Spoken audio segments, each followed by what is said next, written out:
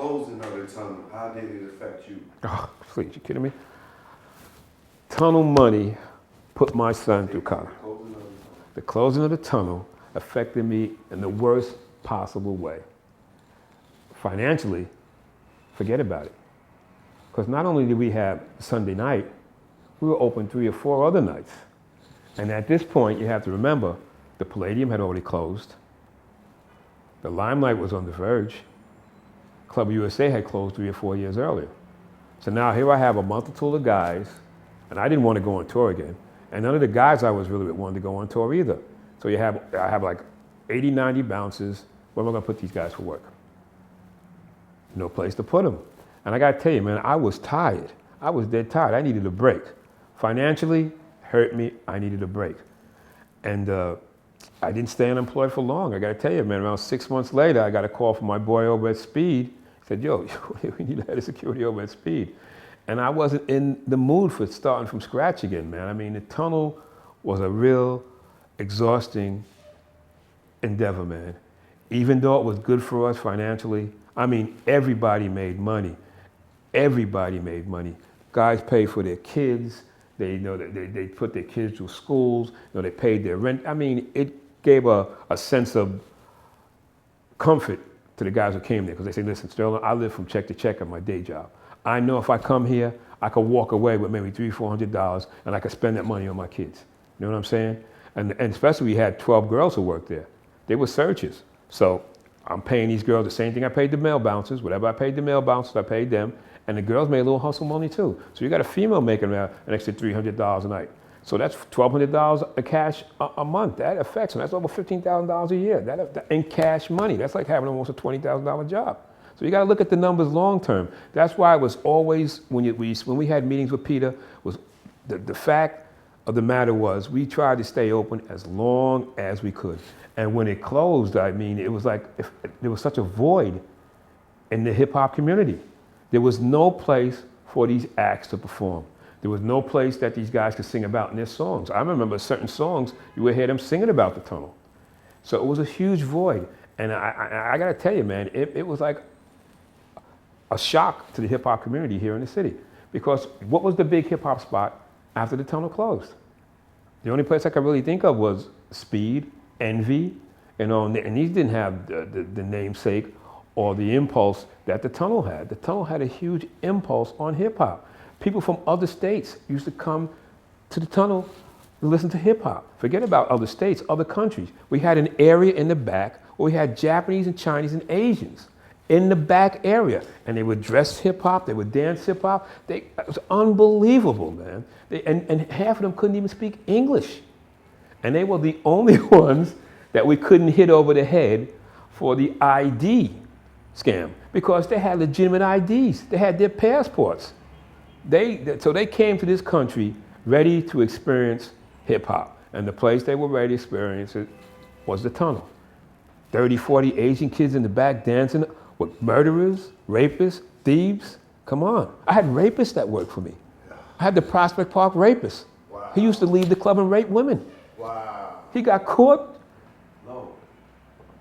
Wow. You can cut on. You can cut that one off. I got this one. You gotta go start with him? Yeah, well, I used to pick my girlfriend up from a gym called Johnny Latz. It was over on the 17th Street between 5th and 6th Avenue. So I see this brother coming out one day, reasonably built guy, had an African chain on his neck, chain with the continent Africa on it. Rolled over to my car. Yo, my man, I heard you hire people at the tunnel, man. My name is Shamel, man, blah, blah, blah, blah. I need to get a job, man. I just got out. I said, all right, here's what I want you to do. I want you to come down, meet me in the tunnel. We're doing a party there on a Saturday. I didn't want to come down on the hip hop night. I wanted to come down on the Saturdays so I could really get a feel for the cat. Every once in a while you get me. So he came down, and I had some of the hip hop bouncers working there on a Saturday night. And I asked any of the cats, I said, yo, you know this guy? He goes, I don't know him, man. I said, he just did some time. He said he was up north with a couple of cats that we know. I said, all right, then he's good. If he was up north with this one and that one, he's good. All right, my man, come back. I'll put you on. I put him on. But this was an angry brother. When I say angry, he had a lot of repressed hostilities, man. And I'm talking about a big dude too, around 6'2", maybe like 260, in shape, prison shape, all upper body, no wheels. And he would leave, like we would go have food, we would either go to Chinatown to eat or we would go to the Chelsea Diner and eat. There were places that you would go to eat once you finished the shift. This cat would never leave. He would just get his money, he'd be in the wing. He got so bad, he was so angry that we eventually ended up firing him. But he got picked up by some of the artists. I think he was with Lil' Kim for a little while. He was with, I'm trying to think who else he was with. Well, let's say Lil' Kim for now. So one night he showed up at the tunnel. Yeah, Stirling, man, look at me now. You fired me. Now I'm rolling with celebrities. I said, man, good for you. Go inside before I don't let you go in with your celebrity. I'll let your celebrity go in. I'm gonna keep your ass outside. That was it. Around 2 months later, I get a call from some of the guys I work with. Yo, Stirling, man, turn on the TV. Turn on the TV. I turn on the TV. Who do I see?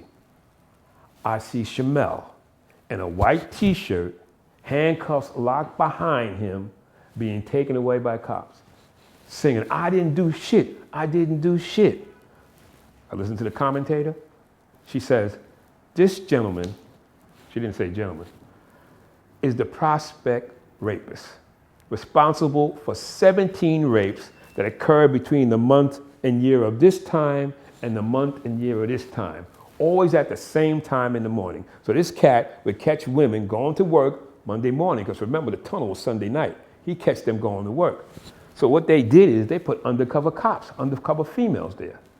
And this mook attacked one of the undercover females, but he got away from her. But she snagged that chain. And that chain had his fingerprints all over it. And he had a record. So they just went right to his probation officer, found out where he lived, and took him away. From what I understand, he got 101 years. His name is Shamel. 101 years. 17 rapes. Well, I guess you have to have an occupation, but you know, if you got that much energy when you leave a nightclub, you know, it's not good.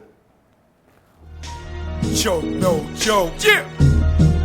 It's choke, no joke. Let's go. Choke, no joke. Chicken choke, no joke.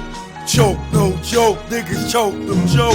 I know this industry chick with tabla. Yeah. When I got exclusives, I hit to all. Let's go.